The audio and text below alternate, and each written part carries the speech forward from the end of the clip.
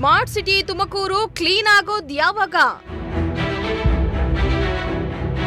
ಸಾರ್ವಜನಿಕರು ಬದಲಾದಾಗ ಈ ಸಮಸ್ಯೆಗೆ ಮುಕ್ತಿ.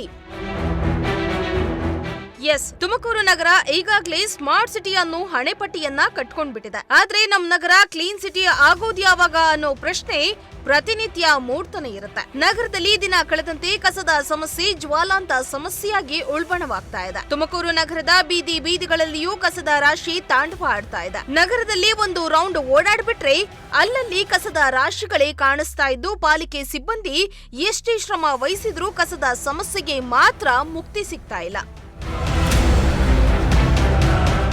ಹೌದು, ಬಟವಾಡಿ ರೈಲ್ವೆ ಗೇಟ್ನಿಂದ ಮಾರುತಿ ನಗರದ ಕಡೆ ಹೋಗುವ ಮುಖ್ಯ ರಸ್ತೆಯಲ್ಲಿಯೇ ಕಸದ ರಾಶಿ ಬಿದ್ದಿದ್ದು, ಗಾಳಿಯಿಂದಾಗಿ ಈ ಕಸ ರೋಡ್ನ ಮೇಲೆ ಬರ್ತಾ ಇದೆ. ಇದಲ್ಲದೆ ಈ ಕಸದ ರಾಶಿಗೆ ಬೆಂಕಿ ಇಟ್ಟಿರೋದ್ರಿಂದ ಉಸಿರುಗಟ್ಟುವ ವಾತಾವರಣ ನಿರ್ಮಾಣ ಆಗಿ ದುರ್ವಾಸನೆ ಬೀರ್ತಾ ಇದೆ. ಹೇಳಿದ್ರು ಜನಗಳಿಗೆ ಒಂದೂ ಗೊತ್ತಾಗೋದಿಲ್ಲ, ಯಾವ ಥರ ಇದು ಹೇಳ್ಬೇಕು ಅನ್ನೋದು ಗೊತ್ತಾಗಲ್ಲ. ಎಲ್ಲ ಕಸಗಳೆಲ್ಲ ತಂದು ಎಸಿತಾರೆ.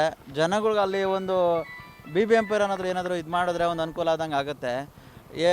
ನಾವು ಅಕ್ಕಪಕ್ಕದಲ್ಲಿ ಹೇಳಿದ್ರೆ ಜನಗಳು ಏನು ಕೇಳೋಕ್ಕೆ ಸ್ಪಂದಿಸೋದಿಲ್ಲ ಸರ್. ಯಾರೂ ಬರ್ತಿಲ್ಲ ಸರ್. ಇಲ್ಲಿ ನೋಡಿ, ಇಲ್ಲಿ MP ಶಿವಣ್ಣವ್ರ ಮನೆ ರೋಡು ಅಂತಂದ್ರು ನಾನು ಅಟ್ಲೀಸ್ಟ್ ನಗರಸಭೆನಾರಾದರೂ ಬಂದು ಇದು ಮಾಡ್ಬೇಕು ಅನ್ನೋದು ಅವ್ರಿಗೂ ಇರಬೇಕು.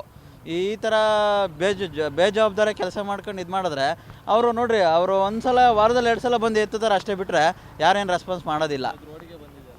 ಅದೇ ಹಂಗೆ ಆಗಿರೋದು. ಈ ರೋಡಲ್ಲಿ ಅಂತಲ್ಲ, ಪ್ರತಿ ಆ ಕಡೆ ರೋಡಲ್ಲೂ ಅಷ್ಟೇ ಹಂಗೆ ಅದೇ ಥರನೇ ಇರೋದು. ಯಾರೂ ಜವಾಬ್ದಾರಿ ತಾಂತಿಲ್ಲ.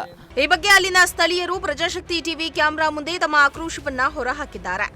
ಇದು ಒಂದು ದಿನದ ಸಮಸ್ಯೆ ಅಲ್ಲ, ವಾರಕ್ಕೆ 2 ಬಾರಿ ಇದೇ ರೀತಿಯಾಗಿ ಕಸ ಸುರಿದು ಹೋಗ್ತಾರೆ. ನಂತರ ನಾಯಿಗಳು ಬಂದು ಕಸವನ್ನ ರಸ್ತೆಗೆ ಎಳೆದು ಹಾಕ್ತವೆ.